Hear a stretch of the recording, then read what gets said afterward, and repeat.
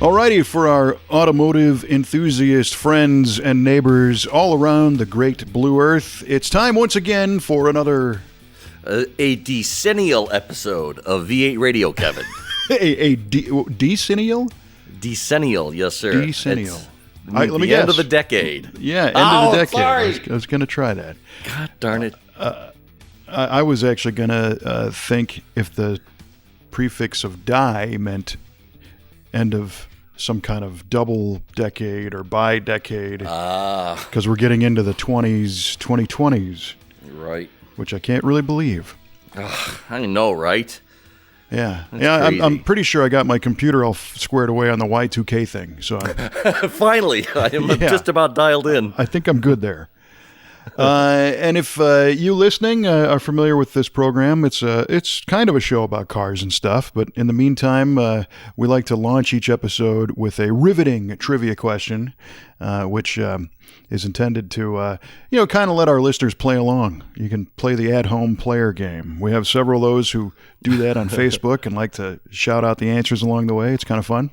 And then we reveal the answers to our worthless questions at the end of this highly valued program. Highly valued. Now, there's an overselling adjective. Yeah, exactly. Actually, Trevor in our shop had an overselling adjective. I think it was... Was it enterthusing? It was universally custom, I think. Universally custom. Which means it again didn't fit anything custom in the universe. Nothing, yeah. He'll correct me on that one. That wasn't it. I'll have to think of that one. It was a good one. So have you prepared a trivia question for this, our final episode of this decade? Wow. Yeah, as a matter of fact, I have, Kevin. All right, here we go. Last episode, Kevin, you asked me what was the fastest production car of the 1980s. Right, and of course, I got it wrong. And now I ask you, Kevin. As a guy who holds a grudge. Yes. What is the fastest production car of all time to date? Production car. Fastest production car. So that's top speed being top fast? Top speed, and yes, not sir. Quickest? Okay. Correct. Well, I think there's a Bugatti Chiron, if I'm not mistaken, that just laid down like 253 miles per hour or something. And there's also another one of them whiz-bang foreign jobs. I forget which one it is. A McLaren, I think, just went in the 30s, so it's not that one. And the Koenigsegg is another one that's right up there with him. But I think the newsfeed thing I just experienced said that it was the Bugatti Chiron. So that's what I'm going to say. The Bugatti Chiron. You have a number? What'd you say? 253? I think 253. I think is what I said, and I've got a great retort to that if that is indeed true, because I think the original Callaway twin-turbo sledgehammer Corvette, which was not a technical production car, but it was kind of a hand-built supercar by Callaway Cars. I think that also did 253 miles an hour.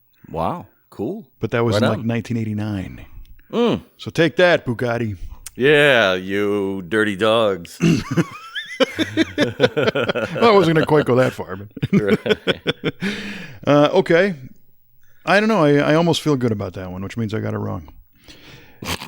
And I've got one right back at you. You ready for it? Let's have it. Okay. Sock it to me. What was the most expensive American car ever auctioned? And the bonus was how much? Ooh, most expensive American car ever auctioned. Right. Did it sell? Mm-hmm. It sure did. And I don't want to give it away, but I know that's a pretty random question. So I will say it has some recent context in current events, sort of. Oh, boy.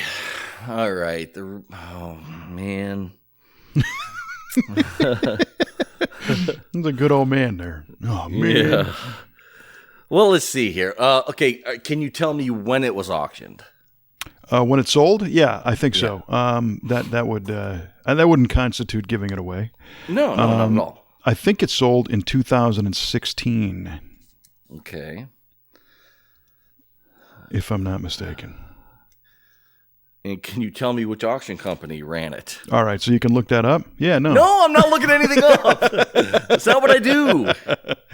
I don't know what auction company it was. Okay. So 2016, the most expensive American car ever auctioned. I'm going to, just take a wag and say a 71 Hemi Cuda convertible at $5 million. 1971 Hemi Cuda. Great guess. Thank you. Could be the guess. I don't know. Yeah. Hemi Cuda convertible, and the bonus was $5 million? Yes, sir. $5 million flat. Hammered. And not a penny more. Okay. All right. Well, there you go. Duly noted. Duly noted. I appreciate that. I strive for accuracy in my notations. Well, somebody has to around here. Right. Lord knows it's not me. But before we go any further, I think we need to stop the presses here because there's an urgency here at V8 Radio, a breaking news headline, if you will. And that is, there is an update on the Q-Ball GTO. Oh my gosh, you had me excited there for a minute. Well, you should be excited. It's exciting. Yes, there is an actual update. There has been forward progress on the GTO in the form of I have a short block now. Outstanding. We had a glitch with the cam. The cam that we got was not ground correctly. The lobes were actually about 20 thou taller than the cam journals themselves. So they wouldn't fit in the block. It wouldn't even fit in the hole. No. Yeah. Got to the second journal, and that's when everything stopped. And you didn't just go to Home Depot and get a hole saw and start reaming the block out a little bit? Well, I was going to just, get some sandpaper and just sand down the lobes a little bit. That would have been fine, right? Rat tail file in the hole, I think. Yeah, totally. Some emery cloth. I had it going. Yeah. So, and you know what? That doesn't happen often. That's the first time I've ever heard of a cam with lobes bigger than the journals. Yeah, same here. I've never seen that before. And it was really surprising. The camshaft business, they do quite a bit of recycling of cores and regrinds and everything. That's standard procedure. That's nothing unusual there. But I'm guessing, I don't even know how that would have occurred. I don't know the process well enough to say, like, this particular cam. I'm gonna go on a limb and I'm gonna fabricate a story here, right? Okay, let's do it. Story time with camshaft. What I think is that cam core was probably selected because of its ability to have a pretty good sized lobe for a particular engine, and they were probably going to mow that lobe down quite a bit and make a roller out of it or something that needed a lot of lobe meat, if you will, at the top of the profile, but for an engine that it wasn't originally designed for. So they probably ground all the journals down first and had it on the shelf, ready to get an aggressive ramp rate lobe. That's pretty good stuff right there, isn't it? That's great. That has to be what happened. I like that story. Right, I love it. That's you know what? That's what's going in the books. That's going you heard it here first, folks. I might actually call our friends at CompCams and ask them if my story has any possibility of being even remotely probable.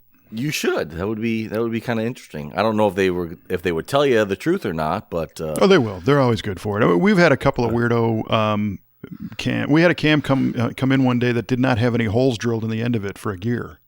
Oh, wow. And I thought that was kind of strange. And that is strange. It actually was a comp cam, and they said, what's the grind number? We told them the grind number, and they overnighted one on their dime. Here's a brand new one ready to go. And that was really cool. Yeah, so, things happen. Out of those couple errors we're talking about, there's, we've had hundreds of spot-on Right. perfect cam. So, that's part of the joy of engine building, and that's what adds to the drama and suspense in your case. Yeah, the joy. I don't know if that's the word I would use, but whatever. So anyway, we sent the cam back, and they actually reground that same cam because it was returned. It was the same serial number that was sent out. Oh, cool. Yeah, which is fine, which is great. So and it fit perfect. And before, and my engine is at my buddy Randy's place, and so he's been helping me assemble this, and just to make sure I don't go down the wrong path because he's built quite a number of engines in his day. And so we measured the lobe and made sure it was the spec that it was on the cam card. And sure enough, it was. Everything was perfect. It slipped right in. And, we got the oil pump on. And I replaced the oil pump. And we got the pickup, tack welded on. And it's in the correct position. Put the oil pan on. There's a few little items that still have to be completed. I need a new cam retainer plate just to make sure that the front and rear thrust of the cam is within spec. And then we should be able to move on from there and get the once that's done, we're going to get the cam degreed. Once we know where those specs are, then we'll be able to get everything buttoned up and just have to wait on heads. And then once the heads are done, we should be rocking and rolling here shortly. That is such great news. It's so cool that no, I think it's great, and I'm glad you got a buddy that is willing to help you out. It's always good to have a second set of hands and eyes on situations like this. I can imagine. I know me myself, if I was trying to install the cam in my home garage and it didn't fit in the hole, I would be questioning my own sanity. Yeah, right. Well, I suggested, I'm like, well, let's just beat on it with a mallet just to get it in there. He's like, shut your mouth, take it out, send it back. Yep. So thank you again, Robert, for that. You're right. Yeah, you're right. And that's a good time, and it's unusual this time of year as we record this towards the end of the year with so many holiday things going on and kids out of school and everything that you actually had the ability to go break off for a little while, and so did he, to be able to put this together. Yeah, it's really cool, and my wife and my kids, they understand how important this is, and they make allowances for me to go spend some time out there because he lives about an hour away. So if I get out there, I want to be able to spend some good quality time to get things done, and not just pop out there for 2 seconds and then drive an hour back home. So they get it, and my wife's been super supportive, and she wants to go for a ride. Yeah, well, who doesn't, man? The kids even want to go for a ride. It's been pretty cool. They can I've been trying to keep them, informed as of the progress without boring the jeepers out of them because they don't care about technical talk. They just want to know how close it is. Have you ever showed them any animated visible V8 type videos? Maybe that might be fun. Just maybe find one and just say, look, this is these are the parts that I'm putting together right now, and just so that you don't have to sit there and explain all the theory and everything, right. But they might think that's interesting. They might go, Dad. Roll their eyes and walk away. Yeah. But teenage girls. You're used to that. That's a good reaction. Yeah, pretty much. It's their MO now. But yeah, it's things are moving, so I'm pretty happy about it. All right. So cylinder heads and a couple of those other things. Is there anything on the car side that still needs to be done to accept this new, freshly revamped power plant? Yeah, a few things. I need motor mounts. I need. I'm going to run headers on this, so I need collector pipes to mate up with the existing exhaust. Do you have headers? I do have the headers. Yeah, there's some really vintage, cool looking 3-tube headers that I'm going to use because I think they look pretty cool. Yeah, right on. And so we're going to fit those first, and then maybe ceramic coat them after the fact to make sure they fit. That I don't have to beat them or hammer on them at all. Good move. Test fit them. Yeah, make sure they fit in the car, and then have them coated.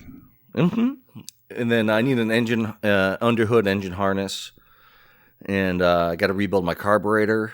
I still have to get a distributor and a coil. And which carburetor is that? I have a Quadrajet that I got to rebuild. I had a Edelbrock like 600 CFM 4-barrel that was on the car before that I really didn't want to use. I like quadrajets. I know a lot of people badmouth them and they say they're finicky to tune, but I like them a lot. I like them too. I've been a quadjet guy, I think that's probably because that was the first carburetor I took apart and got to understand a little bit on. Same here. They still frustrate me. My 70 Riv had its original quadjet on it, and I pulled it off to rebuild the thing. And the first thing I did was a rookie mistake, and I pried on the little cast-in boss that holds the roll pin for the accelerator pump arm. Oh, no. And I broke one of the support bosses off the carburetor body. I was so mad, and I made a little, tin bracket just to kind of hold that in place. So, but the only repair is to replace it with a new top plate. So, our friend Eric von Berkham has the top plate, he said, with the right number and the right one. So I got to do that. Cool. And then the other thing that made me mad is I rebuilt this carburetor and it started stumbling again, like right away. And I found out that the accelerator pump, which was supposed to be Viton or some kind of space age polymer, tore and failed within like a week. It just, oh man. Yeah. So at that point I said, you know what, this thing needs a proper restoration. It needs more than just putting some junk parts in it. Right. So I popped it off and I jumped on eBay and I bought a street demon, here's a hot tip for you, on the Demon or Holly Reman eBay page. You ever been there? I have not. Yeah. So you could go to eBay and look up the Holly Reman eBay page, and you get all these things that were returned or reconditioned or whatever. And a lot of times you can get some screaming deals. So I think I got that down immediately. Yeah, I got a bunch of money off on that carburetor, and I put it on as a kind of a temporary until I rebuild or restore the proper quadjet. And you know what? I actually really like this carburetor. Yeah, I've mentioned. I remember you saying how much you liked it. Yeah, so it's still on there, and that just means it's doing the job, and it's money I don't have to spend on the other one right now, because ideally down the line, fuel injection is the goal. Okay. But in your case, if you're going to rebuild that Q-Jet, I would caution you against some of the local parts store rebuild kits. Oh, right. Because most of them are stale. They've been sitting on that shelf for quite a long time. And I think those accelerator pumps have dried out a little bit in the box. So there's some good resources online. One is called Quadjet Power. And he sources only the best rebuild parts, and he buys them individually, and he's got a line of his own, I think. And that's where I would go for that stuff, to make sure that this thing does what it's supposed to do. Cool. A week after you finish it, Yeah, right. That's the other thing that annoys me about the Quadjet is they have this remarkable ability to leak fuel out of the bottom of the bowl. Oh yeah. And then you got to crank the thing for an hour to get the car started because the whole fuel system's dry. So yeah, those well plugs are notorious for leaking. Yeah, and some of them originally were like a lead shot kind of thing that was like smashed into the hole, and others were a polymer of some sort. I don't want to say, it could be like a plastic. But a common repair is to kind of carve those things out and fill it with epoxy and seal it up real good, which that's a definite mandatory thing. That with the throttle bushing hole situation that they have, because they vacuum leak through that throttle shaft sometimes. Yeah, making it feel almost impossible to tune properly because you have a vacuum leak that you can't really plug. Yeah. So, are you going to do all that on yours, or has it been done? Or? Well, that was my plan. Yeah, there's a cat that's pretty prominent in the Pontiac world named Cliff Ruggles, and he rebuilds. You can send your carburetor off to him to have him rebuild, or he also sells rebuild kits, and sells bushing kits, and he uses like accelerator pump parts that are ethanol resistant. So good stuff. Running with today's fuel, it should last. And he uses good quality parts, and he really knows his business. So I was probably going to go with one of his rebuild kits, and and I wanted to do the bushings and the throttle shafts and put all those good parts on there as well. So awesome. So I do have a plan for that. So yeah, it was good that as I went down that road, you didn't even stop me. You just let me tell you everything you already knew. Well, the people out there may want to hear it as well. So this is not about me, baby. This is about the listener. Yeah, this is about cue ball not listening. Not he just sees the mouth moving and then it says it stopped. You're on a roll. It's stopped. It's my turn to talk now. No, that's good. It's all good, man. Well, so two great resources. What's the guy's name again? Cliff Ruggles. Cliff Ruggles. All right, look him up too. It's always good to have multiples. Yeah, for sure. Right on. So got to get the Q-Jet rebuilt, get some ignition parts together, get the harness in, headers, cooling system. Oh, cooling system. That's a Pontiac. Yeah, no, well, I have I have an aluminum radiator already, and that worked. That's been working great.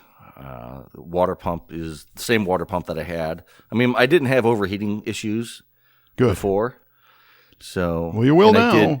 Yeah, right. I'll be making a lot more power. Yeah, a lot more heat. So we've talked. Have we talked on this show about the aluminum radiator universe and the failures? No, not on this show. We haven't. I don't think we have. Okay, good, because I didn't want to go down the whole thing again and have you say, "Yeah, you told us that 2 weeks ago." My advice, and I just got back from the PRI show a couple weeks ago and talked to our friend Phil at CNR Racing about aluminum radiators again at length. And I don't know if you've seen, but there are a lot of people who are experiencing aluminum radiator failures, and the failures. Obviously, any failure is a problem, but what we're seeing is that they're leaking, and they're leaking in weird spots, like where the side tank meets the core, or where those parts have been brazed together. And we've done a lot of research on this because we don't like this problem. And I'm going to be real succinct here to try and just kind of spell this out in the vein of warning guys like you are getting ready to do a reassembly or have an aluminum radiator. What ends up happening first and primary is that you got to make sure you got good water. Mm-hmm. We learned that we tested the water in our own shop, and we learned that it is far better for us to buy pre-mixed 50/50 antifreeze and coolant. Really? And pour it straight. Yes. And that was interesting to tell a customer that, their first response is, "Why am I paying you for water?" Right. But the reality is that those bottling plants have pH neutral water that also has a low mineral count. It's treated properly, and it's good water, right? Sure. Water with too high of a pH, it becomes acidic, and it starts to degenerate the welds and the brazings and the soldering that happens inside of a radiator. So that's number one. And so when we install coolant, we pour it in and we use a pH test strip as well. And we actually dip that in the coolant, and we take a photograph of the pH test strip next to the scale so that we have documentation of what the pH of the cooling system was the day we installed the coolant. Wow. And that helps if you have a problem down the line and a radiator manufacturer says, "Well, you used the wrong water." If you're trying to warranty something, we can say, "Well, no, here's what we did." Right. So the next one is there's another process that is a type of corrosion that occurs on aluminum. And the name of this stuff is called passivation. And passivation is, from the way I understand it, and Trevor knows far more about this than I do, like a lot of this stuff. Most of our crew knows far more than I do. But passivation is like a quick sacrificial corrosion layer that appears on aluminum, and it keeps it alive. It protects the aluminum. Right. And the way passivation occurs in some situations like what you're about to enter is when people put the engine in, put the radiator in, they pour the coolant in, and they let it sit without starting the engine for a week or a month or a period of time, right? So now you've got coolant sitting in the radiator, not mixed in with the rest of the thing, and none of it's been heat cycled. And what we learned is that improperly pacifies, I guess, the radiator. And when you start the car, the heat cycles all of a sudden in some way negatively affect that layer of passivation and will cause things to leak pretty quickly. Wow. Yes. So the advice there is don't put the coolant in until you're ready to turn the key, right? So as you develop your startup checklist, and by the way, we have a really good one if you want a copy of it, of everything to check for. Adding coolant should be right at the end before you put the battery charger on it and start the thing up. And then the benefit is that the coolant gets circulated through the engine, through everything, through the radiator. It all comes up to temperature at the same time. It cools off the same way, and that extends the life of the radiator. So passivation is another one. The third one on aluminum stuff is galvanic corrosion, where we have dissimilar metals. We've got an aluminum radiator. We have, in your case, an iron engine block. You got a brass copper heater core, right? So you got 3 or 4 different kinds of alloys and stuff. And more importantly, the flux core solder that is used to braze these tanks together and fins together. A lot of times, what galvanic corrosion is voltage gets built up in the coolant. As the coolant gets circulated through the system, it actually is a static charge that kind of builds up in there, and then it circulates. And that galvanic corrosion turns your cooling system into a battery, and then coupled with the pH in the water, can start to dissolve the flux out of those solder joints and leak, right? That's crazy. It is. And over time, it'll actually break down tanks and fins and all kinds of stuff.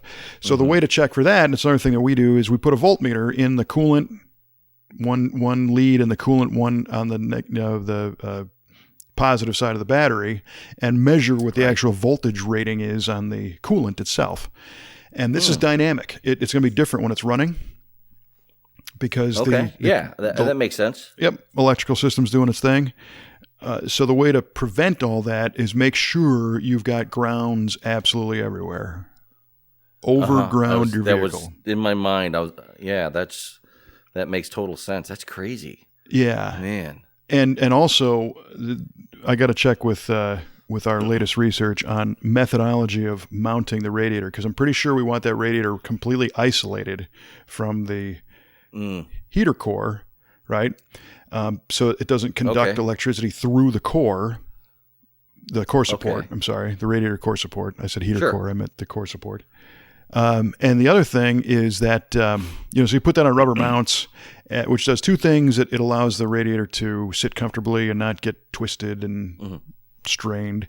But then it becomes an isolator. And then the hoses themselves are also isolators because they're rubber. So you shouldn't be inducing that current through those connections. So that's the next thing to be aware of is galvanic corrosion. And then you got to check this stuff periodically. You got to check the voltage every once in a while to see if you're not accumulating, and you got to check the pH every once in a while to see if something's not breaking down. And you do that, you'll have a happy aluminum cooling system. If not, you're really risking it leaking, and there's unfortunately, I've yet to see a radiator manufacturer that puts those steps in their instructions. Well, I mean, it's never dawned on me, especially this passivization. I've never even heard of that before. I've seen people put voltmeters in their coolant to check the voltage, but do you know what the acceptable voltage range is that you don't want to exceed? Yeah, it's like 2.5 millivolts, I think. I mean, it's really not a lot. Oh, wow, that little. Okay. We have a video coming out that articulates all these steps and shows how to do them. That I got to get on. We got to get out there. And so again, our friend at CNR, those guys are so far ahead of what most people even need in a street radiator. They make radiators for F1 cars that are pressurized at over 100 psi. Holy cow. Yeah, the cooling system runs over 100 pounds. And the reason for it is the more you compress it, the higher the coolant capacity is for temperature. Right. You can run them hotter and stay in control of the temperature. But those guys, they were showing me some nanotube coolers. So here's a brick cooler. It's aluminum, and it's like a enclosed box with two fittings on either end, and inside is a core of nanotubes. And how do I describe a nanotube? So you were just talking about your Rochester Quadrajet carburetor. You know, when you... Right. And I'm sorry, only QJet guys will know this, but as you put together a Rochester Quadrajet, there's those two air bleed tubes that go down that are pressed into the top cover, and you got to kind of snake them into their hole. They're right in the middle of the top plate. They're probably I don't know, less than a 32nd of an inch diameter. A nanotube, 10 of them would fit inside that. They're like a human hair thickness tube, and this is an aluminum core that's just full of those. And the fittings allow for coolant to pass through the nanotubes and spit out the other side. And then the other fittings provide a cross flow of a different type of coolant to remove the heat out of those tubes.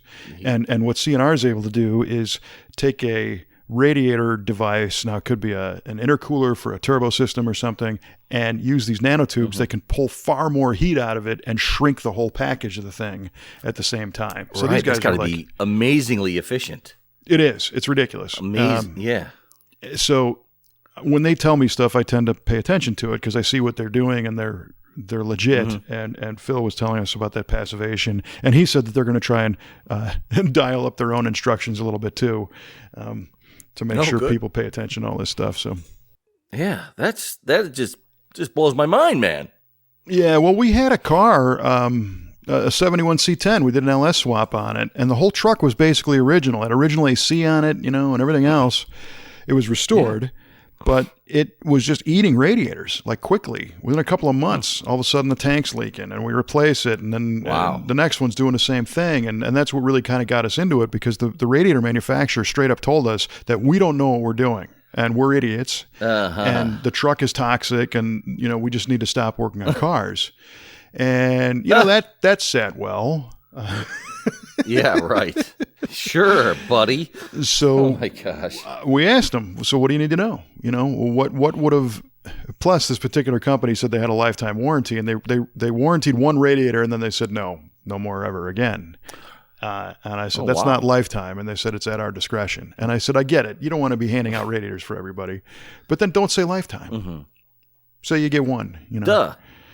Yeah, one and done. Right. And we had two where they were done from them.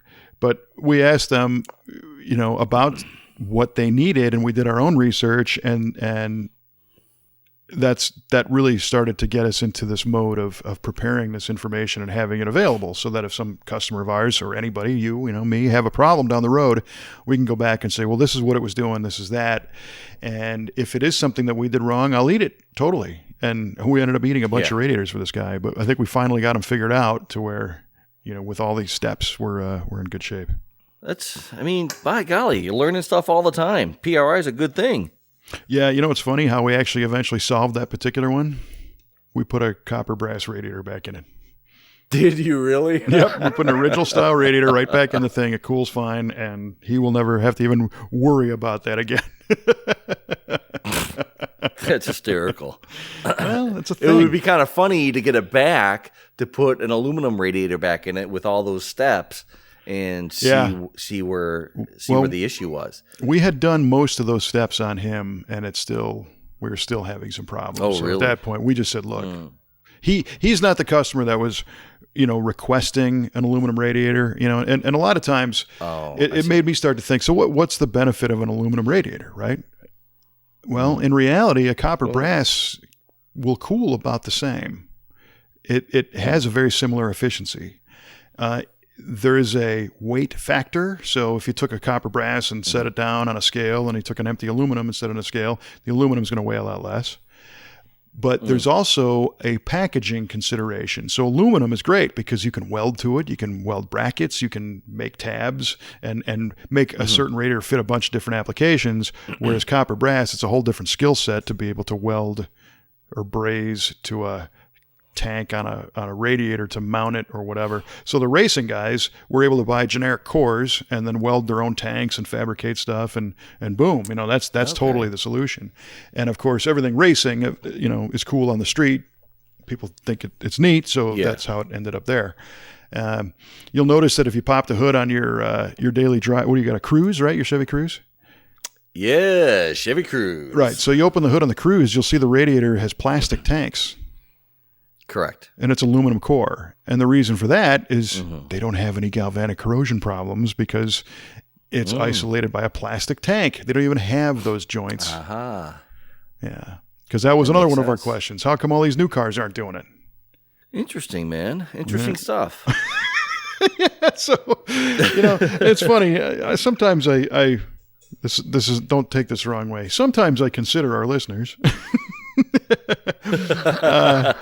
And I try to think what they came here for. Did they come here today for a tirade on radiators? Probably not, but most of them probably don't come here for anything in particular anyway. So it's all fair game. They come here for background noise when they're working on their own projects. That's right, exactly. But that's some seriously expensive information that we learned the hard way. So take it and use it. Oh, I believe it. So that will be cool. Pretty soon you'll be able to turn the key on that thing again. Oh, gosh, man.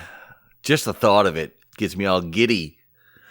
I bet. Oh, man, it's been down so long. I can't even remember the last time I drove that car. I think 3 years. Gosh, easily Yeah, 3 wow. years. Mm-hmm. Yeah. Well, Yeah. it's a good time to once again just move the needle forward on your annual goal and say you'll be able to have this car on the road in 2020 this time. It's the most Realistically attainable goal at this point. Kevin, it's the most realistically attainable goal at this time to get this car back on the road. Yeah. Well, if you can see it, you can get there. And that's part of the challenge is visualizing what it is you want, and we learned recently, Kelly and I are in some management training, and we might have talked about that before, to help our business run better, because neither one of us are MBA holders, but we're going to be pretty close when we get out of this thing. But they have a neat little process where they say, envision what your goal is. Doesn't matter if it's personal, professional, whatever, but say it out loud and write it out. If you write it down, all of a sudden you've used a different part of your existence to articulate your goal. You didn't just think about it and let that thought leave. If you say it out loud, Right. You say, I want to drive my GTO this year. And that affects the way your nerves work and your memory and your sense of confidence and everything else. And then if you write it down and say, I'm driving my GTO this year, and get even more specific and say a goal with a date on it is what becomes the heart of the plan. So I'm going to drive my GTO this year to the 4th of July cruise in my hometown, and say that out loud, write that down. Now things start to stick a little bit more, and you go, yeah. And you will subconsciously work towards making that happen even more. I got you. I like it. That's I have said a few of those things out loud as well, and you're right. It does help when you hear it, when you hear yourself say it. Yes. It kind of it makes you like, okay, well then let's do it then, rather than just daydream about it and say, I wish I could drive my car again. God dang it. Yeah, right. And the other thing is that I find myself not saying these things out loud because somebody might have heard me, and then I got to do it, and then. Oh, you said, man. You said, bro. I never said that. I thought that. Well, it's kind of like when Kelly was filling out your calendar for you for all the Summer of Kevin stuff. All that happened. Yes. It got said out loud and written down. It did. 2019 was a heck of a year. Yeah. And largely because Kelly made, what we affectionately call the Summer of Fun calendar. And she was calling it the Summer of Kevin because I just had so much going on too. But yeah, exactly. We'd found ourselves in these situations where it's midway through Saturday afternoon and you have this sinking feeling you just peed your weekend away because you're not doing anything. And it's like, what am I going to do? Well, it's too late to start that project, or I don't want to go here, or whatever. So she said, no, look, we're going to talk about these. We're going to plan them out. I'm going to put them on the calendar, and then they're always kind of there. So you can look forward and see, oh yeah, 3 weeks from now, there's that car show. Yeah. Okay. And it's on your mind. And then unless something else pops up, you can make that happen. And we were fortunate enough to go to a lot of events over the summer. Many car shows. So two Street Machine Nationals, DuQuoin and St. Paul, the Four-Wheel Jamboree in Bloomsburg, Pennsylvania, the Four-Wheel Jamboree in Indianapolis, the Off-Road Expo in Pomona, California, of course, the SEMA show in Vegas, the Riyadh show. Didn't go to McCacken, but you did. And the PRI show, and then the local Optimist Club car show, which I run. Good Guys Nashville, and I think more on top of that. Plus some camping trips and some other little fun travel. So it was a heck of a year for sure. Nice, yeah. Holy cow! And when you say it, I'm like, wow, you were busy. I don't know how we made time to do any shows this year, for crying out loud. Well, yeah, and our shop, V8 Speed and Resto was rocking the whole time too. We are currently up to 19 people on staff, which just blows my mind. Wow, this was the 2019. Kelly was able to spearhead the project to expand the shop and purchase that body shop next door. So that became our far more higher technology paint and body center with the baking downdraft blow therm booth and space and a lot more resources to do top-notch paint and body work. We added a bunch of metal shop tools and equipment. Got our team some training.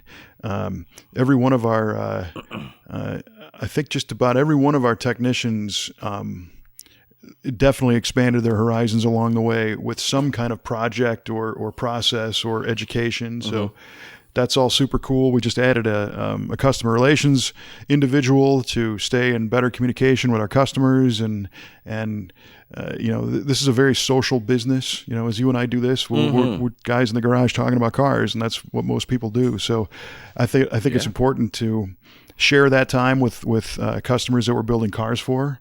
And when there's all these irons in the fire, we didn't really have somebody dedicated to that. So, which was, kind of silly to think about. It's a very primary function. But now we have a guy named Joe who's doing that and doing a great job reaching out to customers and chatting with them.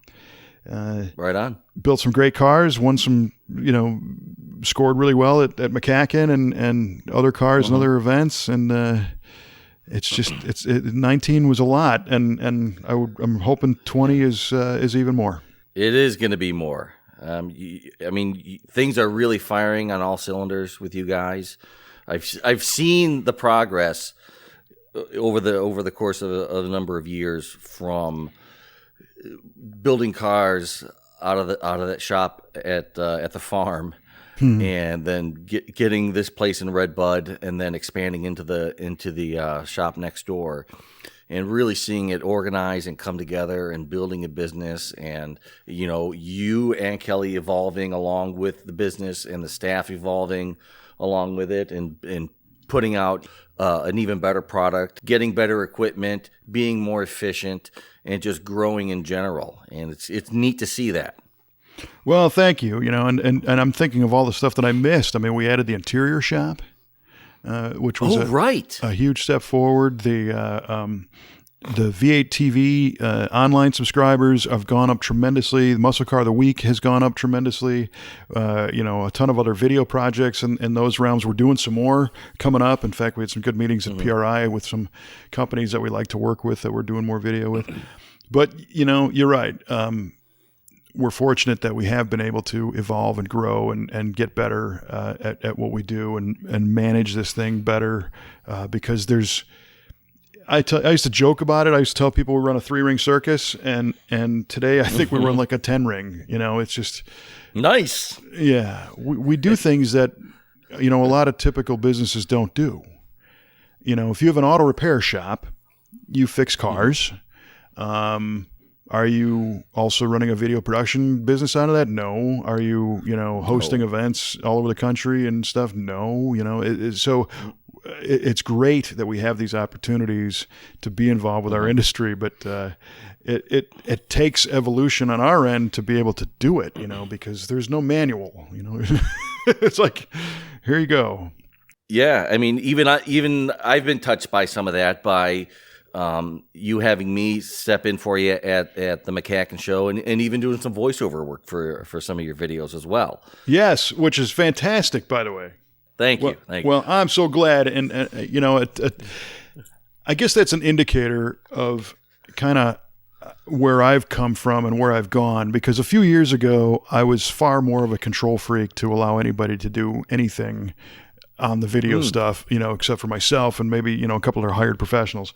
And I realized that that's not the way you grow, and that's not the way you help other people grow. And you've got a great ability with your voiceovers. They sound really awesome. And to me, they added something that, honestly, something that's been missing from some of our videos, that kind of unknown third-party narrator voice, I think brings a more network quality to a lot of this stuff.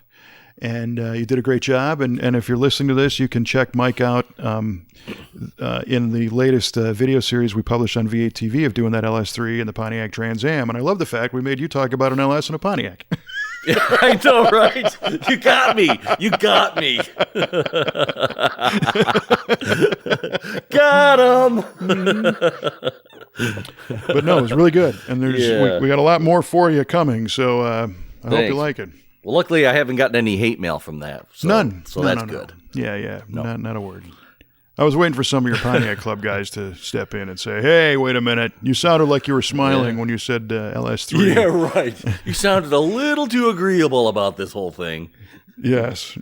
That was really good. Totally. And thanks. We have a lot of full build, and partial build car video series coming out. We always have them coming out to certain degrees. We're always working on them.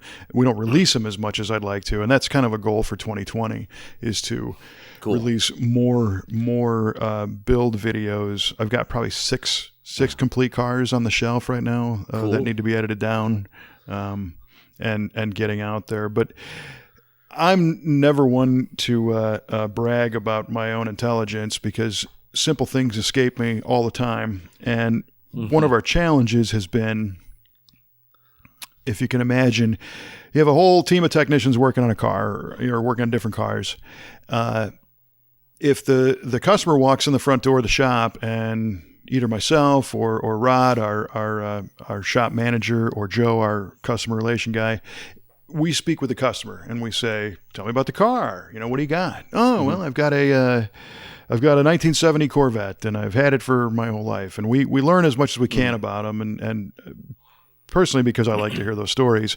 But then we can help them figure out what their goal is of how they want to use it, and if they want to modify it or restore it or whatever. So that information of what their wants are becomes kind of a to-do list that the team gets about making those things come to life and doing those particular tasks.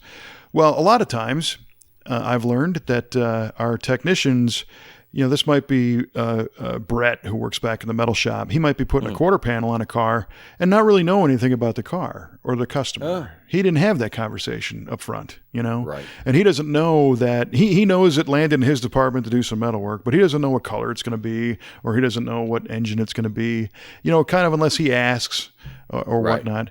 And a lot of them do, but there was no central mechanism to kind of disseminate that information. Okay. And that information is important because everybody enjoys what they're doing more if they understand the final goal. Exactly, yes. Right? And they really like it when they can learn about the customer. And a lot of times they meet the customers when they come through, but some cars get sent to us from different states or different countries, so you never do get to meet them. So, as I was saying before, I'm not the sharpest, wrench in the sandbox. And I realized that a potential solution for this is right in front of my face. And what we're going to start doing in 2020 is when a car comes in, we're going to do a very informal walk-around video that tells the story. Oh, cool. Who it is, how long they've had it, how they got it, why this car, and then why it's at our shop and what we're going to be doing with it. And I've tentatively named this series, What Are You In For? I like it. I like it. And it's so we've done shop tours in the past that kind of do the same thing, but that's for all the cars that we're currently working on. And this is going to be an individual car by car thing. Cool. And it's going to be partially disseminated internally, so our guys can go, hey, all right, now I know about that 70 Corvette. And I think we're actually going to distribute those on YouTube as well, just saying this is what's new here. And dig it. Maybe when it's done, we'll do another video and show the final. And some of those might go through the video process of start to finish. Just depends on what they are. But right. So that I'm looking forward to doing those. Those should be pretty cool. Yeah, I think that's a great idea. That's going to give the guys doing the work a little bit of some investment in that project as well, since they're going to know a little bit more about it. It's like, oh yeah, this is that 70 Corvette. Yeah, we want to make sure we do the fiberglass work a certain way for this guy because this is what he likes, and so on and so forth. So. Yep, and I think another side benefit that we're hoping for is that there will be a cross-pollination of information from our technicians. So if they all watch the video, one guy might volunteer, oh, hey, don't forget on the 70 Corvette, there's a weird motor mount thing. So as you guys do this, because they've all got their wealth of knowledge in different areas. And sometimes the most frustrating thing is when you find out a technician spent some time solving a problem and one of the other guys knew the answer but didn't know that was a question. That's funny. I run into that in my 9 to 5 as well.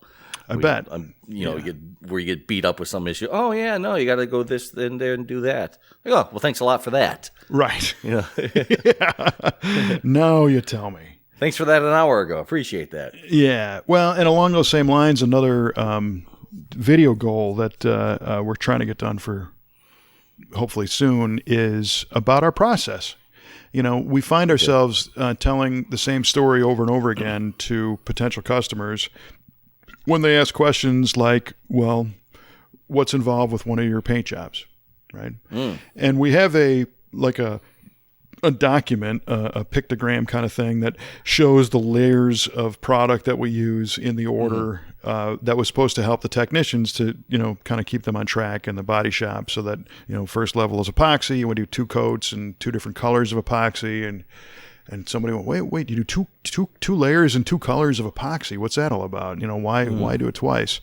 Well, the reason why is because the second one becomes kind of like a guide coat. And if you're starting to sand through something and you see green and it starts to turn black, you're hitting your second layer and you don't want to go through that. And that's a protection thing. Oh, that's interesting. I didn't know that. Well, the reason why they didn't know that is because we've never explained that. And I think we're going to do a series of videos, one long one that's got everything, and then maybe break it up into chapters that explains our process of how we take a car apart, how we catalog the parts, how we inventory it, how we plan it, how we restore, paint stripping and metalwork and paintwork and mechanical work and our approach on all this stuff. So that if somebody is online and they just kind of come across us, they might get interested and want us to work on their car. And also, if somebody calls up and we're having this conversation, I can say, you know what I can do? When we get off the phone, I'm going to send you a link to a video that goes into a little greater depth, and you can kind of see what I'm talking about, and it might provide more info, for customers. So that should be pretty cool. Cool, man. Right on. Ever evolving. I like it. Just got to try and get smarter and use the technology that, you have access to. And so the funny thing is these were both, end of my nose projects. They're right in front of my face the whole time. And they should have been done years ago, but I just didn't even see it. I've done these types of videos for other companies and told them what a great idea it is and didn't even think that, hello. That's funny. Do it for yourselves, dummy. So... but yesterday we had a staff meeting. We have a monthly staff meeting with all the team, and we have lunch and chat about stuff. And it was kind of fun. We did a kind of a goal articulation session and asked everybody 2 questions. What do you think a goal for your department or your personal space in our shop would be in our business? But then also, what's a personal goal for 2020? And the reason why we did that is because if we know that, so we had several technicians that all said, in 2020, I want to finish my car, or I want to get my car running or something, project car. Well, now we know that. And now I know that Jonathan, one of our technicians that you met, a mechanic, he's been going after a 61 Cadillac for a long time. He used to have one, and it got messed up, and he wants another one. Well, now that I know that, I'll keep my eye out for it. Maybe if I find one, I'll throw it his way. Or if he ends up finding one, I love those cars. And if I know he's got one, I'd be happy to, maybe help him out at the shop one time and, whatever, help him work on it. And some of the other guys, Rod, our shop manager, has been working on a Sunbeam Alpine convertible 5.0 Mustang powered car for years. It was his parents, and his goal is to get that thing running this year. So it's cool. I was very happy that all of our team members took that question seriously and came up with something interesting.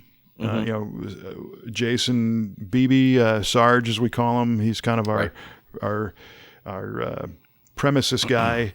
His goal is pretty simple. He wants to help his kids be the best citizens they can as they transition from one school to the next and as they start to grow up. That's front and center. That's his goal. So cool. That's great. It's a worthy goal, yeah. It's a great goal. And they kind of ran the gamut. Some guys have health concerns they want to address. They want to get into better shape. Boy, howdy. Yeah. Some have other personal things they're working on, but they all had heartfelt, thought-out answers. And at the same time, they all had some pretty rock-solid goals for the shop with regards to ways they can do what they do better and learn and gain knowledge and experience so that the business grows. And so we didn't have anybody who rolled their eyes and went, okay, well, for 2020, I want to, I'm going to lose 10 pounds, whatever. We didn't have any of that. We had...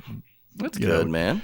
Yeah, and it really tells you what a top-notch team of people these guys and gals are, and that they care about what they do, and that's what matters. Yeah, they're phenomenal.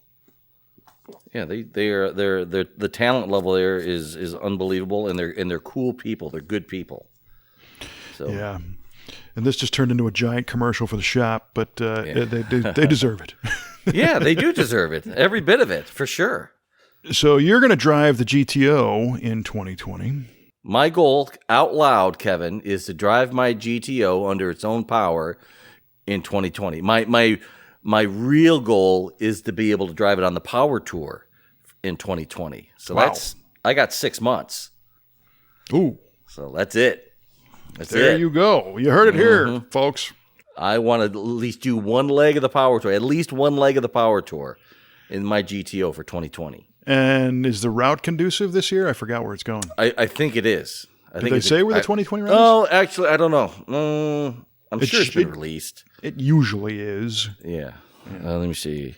We talked about this. Yeah, I thought we did. But that could have been last year. The time goes fast. The time does go fast. And you've got that Turbo 400 in that thing, right? Correct. Yeah. Yes. You need an overdrive. I do need an overdrive, but it does have like a 293 rear end, so you need to ditch that and get an overdrive. I want this to run first, and then I can worry about the little nicey extras. All right. Well, we talked about it last time that one of my goals that I'm getting more serious about is doing that 5-speed conversion in the Galaxy, and possibly putting an overdrive in the Riv. And I was talking about doing that Ford electronic thing because I think it might fit better. But you know what I have? I'm going to set this aside just for you. I have a 204R BOP pattern transmission. Ooh, is that right? It needs a rebuild, but it's in perfect working shape, and that could go in the GTO. So I got that set aside for you. Oh, thanks, bro. And I didn't pay for it, so that's yours for the taking. Always taking care of me. I appreciate that. Thank you. Well, you taking care of us on voiceovers and, letting me go on rants here and all that kind of stuff. So that's worth something. Rant away, my friend. Rant away. Yeah. So if you find a deal on a gear set, we can get you a deal on a gear set too. We can right. That might be a fun field trip, before the GTO is driving, or maybe even when it is driving. The gears would only take a day to swap, and Trevor and Tyler and Caleb and Mike in our shop are all really good at it and would do it with you. You could. Yeah, that would be neat. Yeah. Part of the the V8 continuing education program. Yeah, right. I would. I mean, I have thought about overdrive and getting some shorter gears in the back, just for better, Just off for the better. line. But just for better. Just for better. More better. Better gears, more better. Yep. Way more fun. Yeah. Well, that 204R will fit in the car. Oh yeah. I think I just have to move the trans mount a little bit. Yep. And then a different drive shaft, maybe. Yeah, because it's the same length as a 350. Yeah, I think you're right. And that's a little shorter than a 400? Yeah. Yeah. So you might find a 350 drive shaft. Yeah. But those cars didn't come with turbo 350s, right? That's correct. They were turbo 400s. 67s were turbo 400s years before the automatics were 2-speed power glides. Yeah. And all the V8 Pontiac A bodies were turbo 400s or just GTOs? So if you bought a 6-cylinder Tempest automatic, was that a 350? No, I don't think so. I think that was still a power glide. Ooh, that would have been miserable. Yeah. In fact, I'm certain that was. And the 326 cars and all that stuff? Correct. Yeah, they were power glide cars with automatics for the 67 Tempest. The big cars had the turbo 400 and the GTOs had the turbo 400. Uh-huh. Well, a new drive shaft isn't that much of a thing. Yeah. But and we got a line on a rebuilder too. A guy does a really good job on those 200s near us. Oh, good. You can beef them up and make them last behind a fire-breathing 461 torque monster. It will, especially if you gear it right, because the tires become the fuse when you lean on it. And then you got to put a little lockup converter control in it. Mm-hmm. And boy, that'd be nice then. Boy. Yeah. Woo! Well, our friend Charlie with that red 73 Trans Am that we showed the couple pictures of. We've got a video coming out on that. You're going to do some voiceover on that. And that was a Holly Sniper and a gear vendor overdrive unit. Mm-hmm. And that that's right. It's a gear vendor. Yeah. Yeah. Oh, it was wonderful. In that case, I believe so that car's numbers matching, I believe. I just learned that he's had that since 1985, and his wife drove it to college. Wow. Yeah. And then he had it restored, and luckily he's allowed us to do, some modifications that are kind of unobtrusive. And the gear vendor unit bolts on the back of his 400 transmission, and it fit nice in that car. We had to massage a little floor brace a little bit, but nothing, major. Mm-hmm. And, ooh, boy, is that nice to drive. Man, this is a beautiful car, too. The Buccaneer red with a white interior. Yeah, and the orange feathers on the bird. Mm-hmm. Oh, yeah. That car is just... And it's got 17 snowflake wheels. And Yeah, I like it. I'm a believer. Yeah, that's a great car. And he's a super nice guy, and he's been to our drive-in event many times and likes to hang out. So very fortunate to have that one to work on every once in a while. And again, video coming soon on that one. Sweet. Mm-hmm. I know we all can't wait for that. Yeah, that thing got a lot of legs when you threw those pictures out. It did. Well, how can you not like it? It's beautiful. If you don't like that, you got a problem. It's got a great stance. I mean, the paint looks great. The interior looks great. 455. It wasn't LS.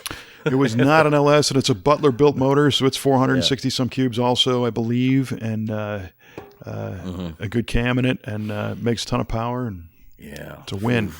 This probably cruises down the highway going like 1,200 RPM for crying out loud. A little bit higher than that. I think he's got a 325 rear end. Is that right? Or a 355. And I should know this because Trevor put the gear in it a couple years ago. But there's something about, going up through the gears and all of a sudden you hit the top one. It just goes, right. And, everything's just kind of happy. Sit back and relax. That's it. Yeah, enjoy your ride. Amen, brother. Woo-wee. That's living. Yeah. Well, some good goals for 2020, and we'll have to remember to reflect on this episode. Did we do this last year? Maybe I should go listen to see what I didn't do this year. I probably said the same nonsense. I'm driving my car 2019, man. I'm putting a 5-speed in the Galaxy. That's it, bro.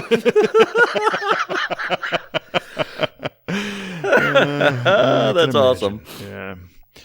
All right. Well, we should get back to our trivia question because I know everybody is waiting. I'll tell you what, real quick, derail our friend Johan Olsen from Sweden, who we've spoken about before, who was a big time listener. He actually ended up sending me a police T-shirt, collared button down shirt. Nice. From where he's at, yes, and I just want to let him know I got that, and thank you so much. That's going to be primely displayed in the office, so that was very cool. I got to send him something in return. Oh, very cool. Yeah. Thank you, Johan. Yes. Okay. So the questions. What was yours? Mine was, what was the fastest production car to date, top speed? Oh yes. And you said the Bugatti Chiron at 253 miles per hour. Throughout this episode, I questioned my answer to this, so I might just give this to you because what I had was the Bugatti Chiron Super Sport at 304 miles per hour. Holy mackerel! Yes. Oh, yeah. But that car was modified, so I'm not sure if that's a valid answer or not on my part. Well, I think it is actually because now that you say that, I do remember hearing that they cracked 300 with one of those things, and I think it just didn't stick. I think my mind was like, I don't believe that. That just well, when I saw that, I'm like, I can't believe this either. Right. When I saw multiple sources that cited it, I'm like, all right, I guess it's right. Well, good for them. Yeah. So no, I lose that one. I got it wrong. Well, you did say Bugatti Chiron, so that's correct. I was down 50 miles an hour. Well, I just said the question was, what was the fastest production car? I didn't require the top speed.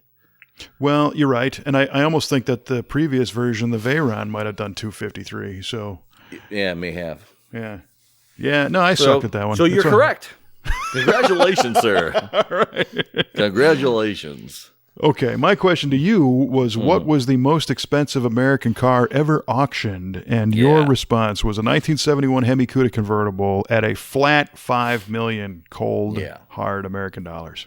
And that's a pretty good guess, but it was unfortunately not accurate. Unfortunately. I didn't think it was, but I couldn't. The correct answer was CSX 2000. The 1962 Shelby Cobra that was Carol's personal car. Right. Yep. 289 car that he would, great history on that car. It was blue when it finally sold. It had been 3 different colors, I think, in the past, because that's the one that he would have photographed for a magazine, and then he'd repaint it a different color and make it seem like they had multiple cars. That one sold for $13.75 million, which was a final bid of 12.5, and then the auction juice made it $13.75, and that was the most expensive. So, and now that you say that, I remember when that happened. Gosh darn it! Yes. Yeah, it just didn't pop into my head. Right. I'm sorry it didn't pop in your head. And I tried to say it was contextual because, the whole Ford versus Ferrari thing was going on, and that car was not that car, but a car that was acting to be that car was in the movie. Oh, okay. Well, I hope it wasn't that car. That would have been scary. Yeah, that would have been. The Carroll Shelby character, played by Matt Damon, was driving around the Cobra, and it was supposed to be that one. So. Oh, I got you. I still haven't seen that yet. I got to go. See that. I know. I suck. I know. I call myself a car guy. I'm ashamed of myself. Well, it's a good film. It's a little Hollywooded up in certain ways. A couple things straight up didn't happen. I would recommend watching the Adam Carolla produced 24-Hour War documentary first. You can stream that. Yeah. Netflix or Prime or whatever. Yeah. Watch that first. That's the real story, as spoken by the real people. So Bob Bondurant's in it, and Shelby, and Gurney. I did see that. That's right. Yeah, I saw that a few weeks ago. Oh, that recently, right on. Yeah. So, I streamed it on Netflix. Yeah. That's a great film. It is a great film. Yeah, it's dynamite. Yeah. So now, if you see Ford versus Ferrari, you'll see where they kind of fudged it a little bit, but it was still really cool. Still super cool. Yeah, well, they got to take some kind of creative license, I guess. So, otherwise, and that's one of the few stories that I don't think needed it. Well, there was so much action and drama in that story. I guess I think the strategy, and again, I'll make this up, but by adding like a little human drama, they were able to sidestep some of the technical drama that would have maybe turned off non-technical audience members. I see. Okay. Because there was technical drama of, gearbox failures and brakes and stuff that I thought was pretty slick. Yeah, cars burning to the ground, for crying out loud. Right, then there's that, And then also, Corolla has a recently released documentary on Shelby. I think it's just called Shelby. Yeah, you could stream that one too. It's the same team that put it together. My friend Matt DeAndrea has a little something to do with that. I'm not sure what, but I know he's worked on both of those, and I'm looking forward to that too. I've had kind of an interesting, I don't want to call it love-hate, but varying enthusiasm levels about Shelby over the years. Is that right? I think I land on one of his cars and then I kind of learn about it and go, oh my gosh, this is cool. And then I kind of back away and be like, oh, well, here's a new Shelby F-150 and who cares? And then it's like, oh yeah, but he was the guy behind, the 66 win at Le Mans. So that's pretty cool. I'm always enthusiastic about it. I'm not a Shelby fanboy, but I would certainly, I would love to own one. Oh boy. Oh baby. Yeah. And not a Dodge Omni Shelby. I would own that. Would you? Especially if somebody gave it to me.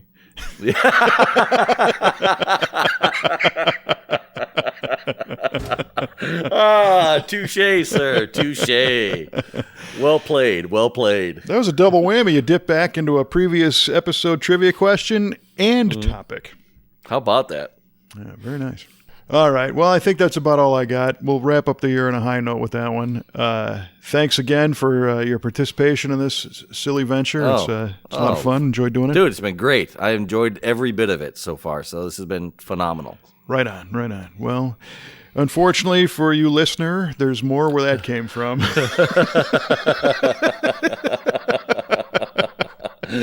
So brace yourself. Yes, we're going to unleash a whole new onslaught of V8 radio in 2020. And if you enjoy this program, of course, you can subscribe. And now that our friend Mikey Cueball Clarke has laid out a list, I can say with authority that we are carried on iTunes, Apple Podcasts, Spotify, TuneIn Radio, Google Play, Stitcher, iHeartRadio, the Podchaser app and website, and v8radio.com, and of course our Facebook page, where you can play along with the trivia questions and leave your answers right there for an opportunity to win nothing. Nothing.